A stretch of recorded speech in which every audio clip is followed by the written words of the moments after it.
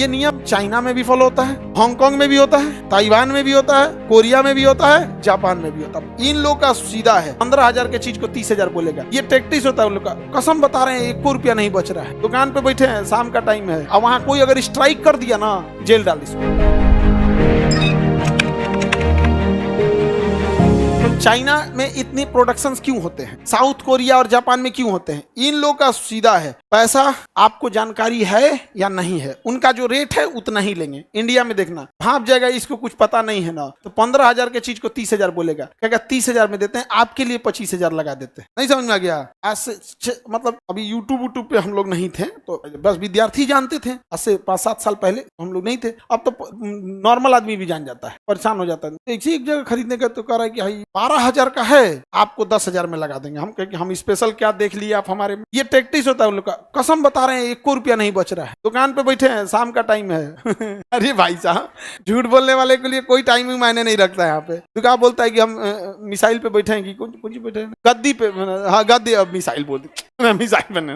गद्दी पे बैठे, ऐसे नहीं, खरीद दाम पे दे रहे हैं आपको। अगर आपको जानकारी नहीं है तो पक्का ठग देगा। जानकारी है तो आपको बच जाएंगे, लेकिन जानकारी नहीं है तो ठग देगा। जापान ओपान में ऐसा नहीं है। आपको जानकारी है या नहीं है, आपको हम बताते हैं। आपको दिल्ली जाके शॉपिंग करने से ज्यादा आसान है चाइना जाके शॉपिंग, जबकि वहाँ भाषा, भोजन, सब चीज अलग है। दिल्ली से ज्यादा आसान है वहाँ, कोई टेंशन नहीं है वहाँ पे। अगर आपने वहाँ शिपमेंट बुक कर दिया कि हमें ये सामान इंडिया पहुंचा देना, और वहाँ उसका एक सर्विस टीम बैठी है, शिप कहाँ पहुंचा, सिंगापुर से दूसरे जहाज में आया, कोलकाता पर उतरा कि नहीं, पटना आया कि नहीं, ट्रक में कब लोड हो गया, सब मैसेज करते जाएगा कि आपका पटना पहुंच गया, अब यहाँ पहुंचेगा, ये हो गया, आज आपके यहाँ डिलीवरी में पहुंच जाएगा। बहुत बेहतरीन। इसी वजह से दुनिया की सारी कंपनियां कहाँ भाग जाती हैं। चाहे वहां कोई अगर स्ट्राइक कर दिया ना, जेल डालेगा तुरंत। हमारे यहाँ पे सबसे चीप लेबर मिलते हैं बिहार में। यही देखते हुए 1970 के दशक में बहुत सारी कंपनियां यहाँ आ गई फैक्ट्री डालने के लिए। दिक्कत क्या हुआ, लेबर सब यूनियन बना लिया। सब लेबर क्या बनाया, यूनियन। उसमें से एगो नेता कहेगा, एगो में से कोई निकलेगा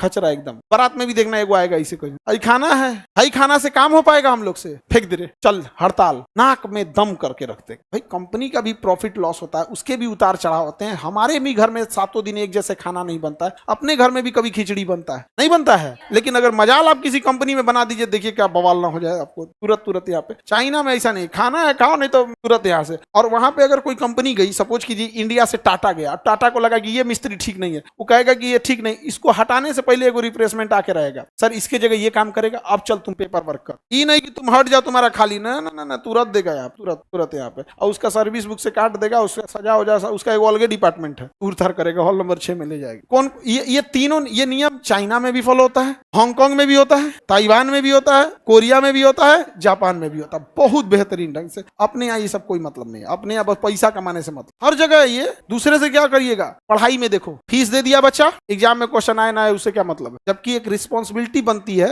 अगर हम आपको पढ़ाएं और हम ये ना कह सकें कि बाबू 90% सवाल आए थे, हम तो कहते हैं 100%, लेकिन हम भी इतना भी ओवर कॉन्फिडेंस में नहीं रहते, लेकिन इतना गारंटी कहते हैं 90% आएगा। आ तो जाता है 100% से भी ज्यादा आ जाता है, क्योंकि ऑप्शन जैसे मेंस में क्या होता है ना, 4 में से 3 बनाना है, 2 में से 1 ही बनाना है, आ गया है दोनों, तो एक होता है ना क्या। लेकिन ऐसा मेजोरिटी में देखिए कोई मतलब नहीं, खत्म हो गया, जाओ तुम्हारा नहीं हुआ, अगली बार ट्राई करना, ये क्या मतलब बनता है। अपने यहाँ कोई आके कह दे, खुद से कहेगा सर हमसे गलती हुआ है, क्वेश्चन आया था। आप नहीं कह सकते कि क्वेश्चन नहीं आया हुआ। हम लोग थोड़ा सा अलग टाइप के उसमें, too much democracy is very bad. जरूरत से ज्यादा डेमोक्रेसी नहीं होनी चाहिए, दोनों को कुछ बोल के चल जाता है।